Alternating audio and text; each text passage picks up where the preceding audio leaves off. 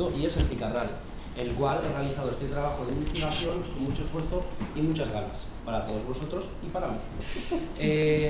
Como bien os he dicho, como bien os ha dicho María, este tema va a tratar de dos temas grandes, dos temas que tienen que ver con dos grandes crisis a lo largo de la historia de la humanidad, que son el crack de 1929 y la crisis del año 2008.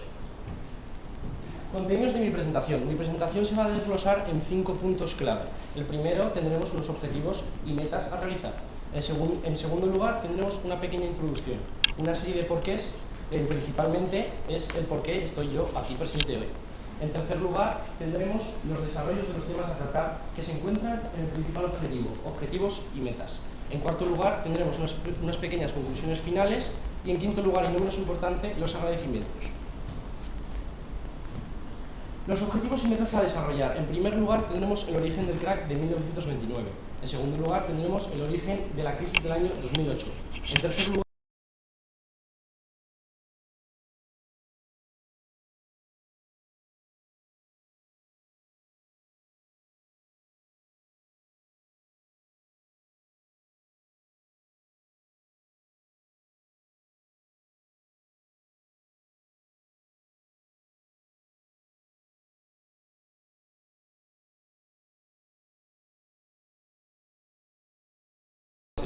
Miguel Grillo es un excelente profesor de historia que a mí me daba el año pasado en cuarto de la ESO. En el tercer trimestre, alrededor del tercer trimestre, a mí me daba historia, pero me daba historia de una manera muy sencilla, con palabras muy normales, realmente para que aquellos todos entendamos. En el tercer trimestre, Miguel Grillo nos hizo bastante hincapié en estos dos temas, el crack de 1929 y la crisis en el año 2008.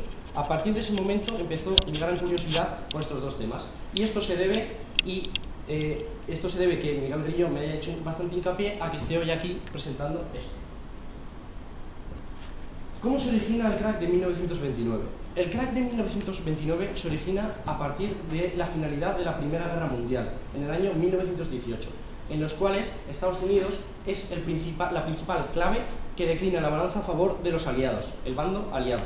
A partir de aquí, los Estados Unidos entra en una nueva etapa, los denominados felices años 20, que durarían desde 1920 hasta aproximadamente un 24 de octubre de 1929, denominado como Jueves Negro. En este periodo de tiempo, los estadounidenses vivían en un gran esplendor económico y político. A partir de aquí, ¿qué hicieron los estadounidenses? En gran masa, en gran colectivo, los estadounidenses fueron todos a la Bolsa de Valores de Nueva York. ¿A qué? A invertir sus dineros, a invertir su capital. A partir de aquí, ¿qué es lo que pasa? Que durante este periodo de tiempo de 1920 a 1929, toda esta bolsa empieza a estar al rojo vivo, como afirman los expertos. Al rojo vivo significa que gran masa y mucha gran masa de gente apostando por un único objetivo, este objetivo al final acaba declinándose. Y como afirmaba el Daily Mail, que para aquel entonces era el periódico más importante de los Estados Unidos, el 24 de octubre de 1929 había sus portadas con la gran catástrofe. La Bolsa de Valores de Nueva York había caído. En segundo lugar, tenemos cómo se origina la crisis del año 2008. Nos tenemos que remontar otra vez hacia los Estados Unidos, en concreto en el año 2008. ¿Y por qué los Estados Unidos y solo los Estados Unidos? Porque los Estados Unidos es el sistema, por aquel entonces, un sistema bastante capitalista, y era un sistema capitalista puro. Y el sistema económico capitalista como tal es un sistema económico el cual tiene, por ende, el rango o logro de crisis concurridas a lo largo de la historia.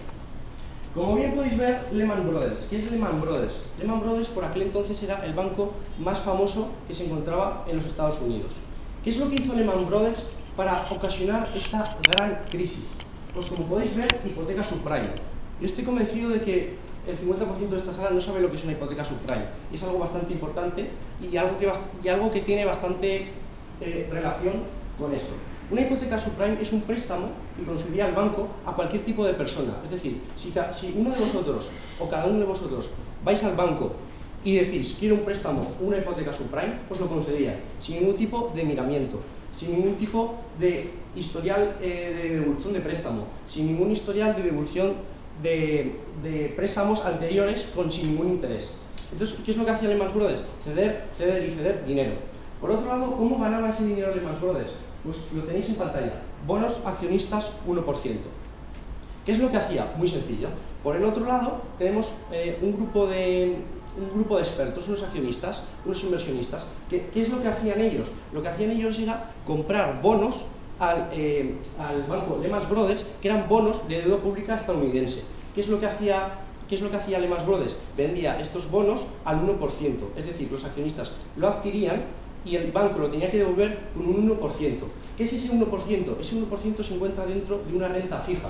¿Qué es una renta fija? Una renta fija es algo que, o sea, una inversión que te asegura tener una rentabilidad. En este caso era menor, un 1%. ¿Cómo influye esto en España? ¿Cómo puede llegar esto hasta España? Pues bien, Lehman Brothers por aquel momento era el motor de la economía mundial. Los Estados Unidos eran el principal motor. ¿Qué es lo que pasa? Que Lehman Brothers, digamos que era como el padre de la economía. Entonces, si vemos en un dominó la principal ficha y cae la principal ficha, todas las demás caen también. Es lo que pasó en España, que nos hizo el efecto dominó el banco Lehman Brothers al banco que por aquel entonces era el más famoso, que era Bankia. Bankia, que estaba situado en Madrid. Por aquel entonces era el banco que recogía el dinero de millones y millones y millones de españoles. ¿Qué es lo que ocurre con Bankia? Bankia básicamente copia la misma operación bancaria, las mismas gestiones que tenía Lehman Brothers y las traslada hasta España a través de las hipotecas subprime. Entonces, a partir de aquí se prolonga una serie de causas que principalmente es la propagación de la compra de la vivienda.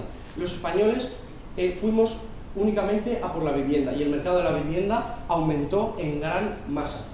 A partir de aquí, ¿qué es lo que ocurre? Básicamente es una situación muy similar a la de los Estados Unidos.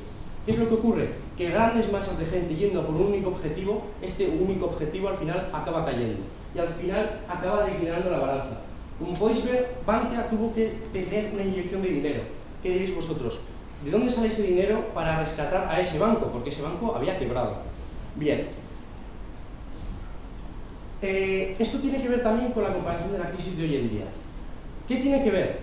Una cosa muy sencilla. España fue y le dijo al Banco Central Europeo que necesitaba un préstamo para poder rescatar sí o sí a su banco más importante, porque si no la economía del país se caía, al igual que la economía de los españoles, y como bien os he dicho antes, recogía millones y millones de euros de los españoles. ¿Qué tiene que ver y qué explicación para comparar aquella crisis del año 2008 con la que tenemos hoy en día? Se han pasado más de 10 años. Es muy sencillo. La deuda pública. La deuda pública es el dinero que debemos del préstamo que nos dio el Banco Central Europeo para rescatar a Bankia, nuestro banco más importante. ¿Qué es lo que ocurre en España en el año 2020? Bueno, y en todo el mundo, pero ya que estoy hablando de España, hablo de España. ¿Qué es lo que ocurre? Que entramos en una pandemia global, una pandemia del COVID-19, como ya sabemos, que se junta con la deuda pública que tenemos que pagar. De esa manera tenemos, por así decirlo, dos francos abiertos en cuanto a crisis. Y cuando ustedes vean en las noticias y en el telediario que hay recortes en sanidad, que hay recortes en educación, que hay recortes en los salarios de la gente trabajadora, es porque aún seguimos pagando aquella deuda pública de aquel rescate al banco Bankia en Madrid. Por último, y no menos importante, como bien os he dicho antes, quería hablaros de las consecuencias que estas dos grandes crisis llevaron a cabo.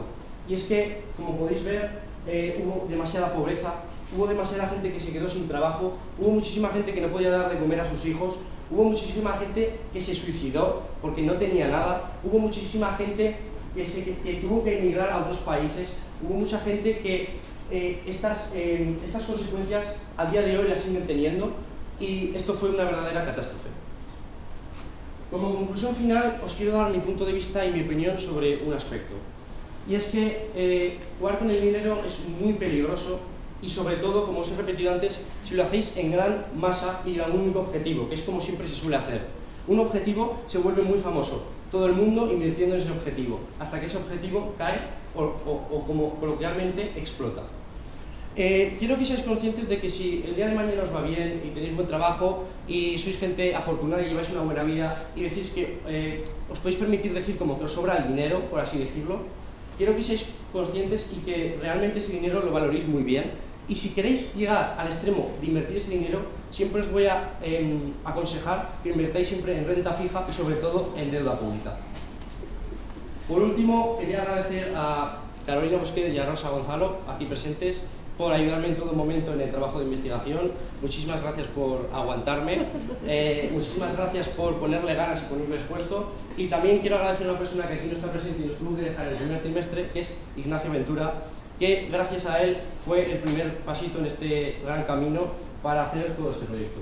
Muchas gracias y espero que os haya gustado.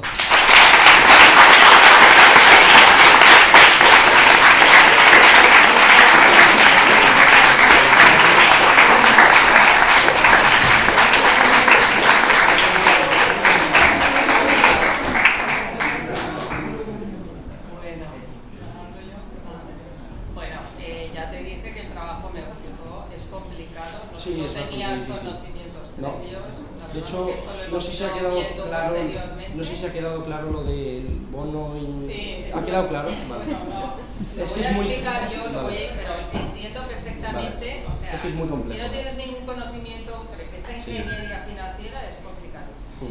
¿Vale? Pero bien. Y bueno, esta publicidad por la renta fija, ¿verdad? Bueno, en fin. Vale.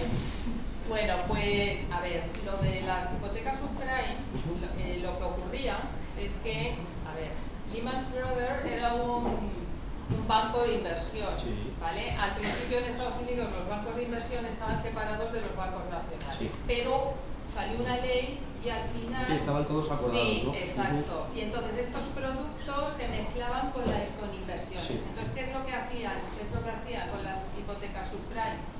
Muy bien dicho, eran hipotecas que se vendían, ¿no? Como has dicho tú perfectamente, que prestaba el banco a gente, que no tú podías entrar por el banco la capacidad de devolución, y etcétera, ¿vale? Y a su vez, ¿vale? Las devoluciones en cada hipoteca, ¿vale? Lo que hacía Lehman Brothers es emitir bonos, ¿vale? Que recibía el dinero en ese momento, ¿vale? Y devolvía los bonos con lo que recibía de las hipotecas. Vale. O sea, recibía una pequeña cantidad, ¿no? Claro, vale. Con lo que recibía de las hipotecas devolvía los bonos al 1%, ¿sabes? Sí. O sea, que estaba todo mezclado, la inversión con las hipotecas, y entonces cuando se descalabra todo es como un castillo de naipes, ¿vale? Y que al final está toda la banca en Estados Unidos infectada, ¿vale? ¿Cómo llega a España? Pues...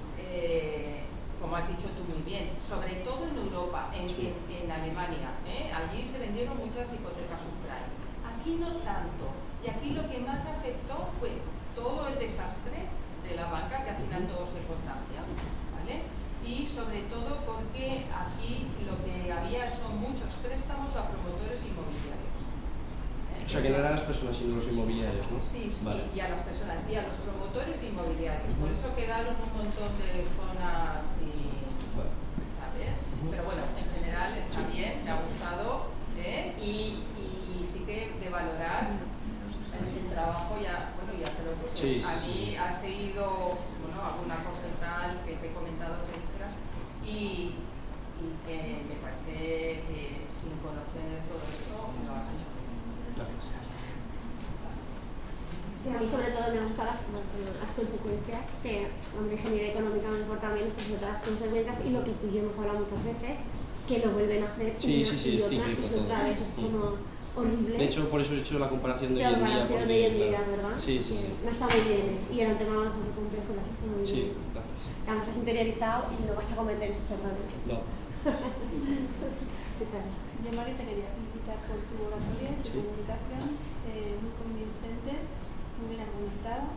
Me ha parecido muy adecuado el hecho de que nos incluyeses a todos en tu discurso, utilizando esta primera persona del plural, muy bien, y mantener ese contacto visual con toda la gente que te escuchaba. Mi pregunta es muy simple y es muy subjetiva. ¿Cómo ves tu futuro en este sentido? ¿En el sector económico? Sí. De la economía, el hecho, por ejemplo, lo hablamos en clase, por ejemplo, del acceso a un alquiler, a una vivienda de alquiler, incluso una hipoteca. crees que va a mejorar? No, de hecho es una pregunta que hizo Amets, de hecho una buena pregunta, y es que realmente a día de hoy la gente joven como nosotros vamos a tener mucha gente que pagar la casa de nuestros padres, o sea, realmente quedaros en la casa de nuestros padres, porque si tú quieres hipotecar en otra casa vas a tener que hipotecar tu nueva casa más las de tus padres. Y luego con respecto a lo del tema del alquiler, es lo que hablamos ya en clase, que yo creo que tendría que ponerse una limitación lo antes posible, porque no es posible que, por ejemplo, el ejemplo que puse es que en Valdefierro, un barrio bastante a las afueras, un alquiler esté rondando los 500 euros. Entonces, ese alquiler rondando los 500 euros a las afueras va a hacer que afecte a los pisos que están más céntricos, es decir, que duplique el valor. Entonces, realmente habría que cortar los alquileres desde la base, desde las afueras de las ciudades. Muy bien, gracias. Enhorabuena, Mario. Gracias.